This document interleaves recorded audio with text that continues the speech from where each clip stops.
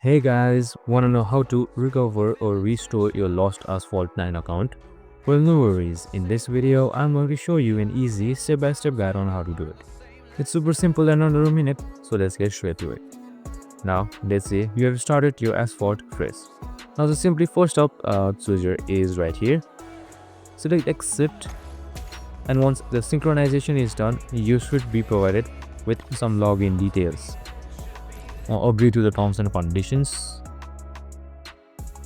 And now right here you can see, so there should be Gameloft Club Facebook and the games, but there's only Gameloft Club for me right now. Now just simply what you can do is simply log in from any one of those. So let's say I'll just go for gameloft.com, and now you can just log in to your old account just like this by signing in with Gameloft account. And once you're done with that, just simply select play right here. And after a while, it should be automatically logged in. The old account should be back in Asphalt 9. I hope this video helped. If it did, make sure to like, subscribe, and tune in with us for more of these videos. See you in the next one.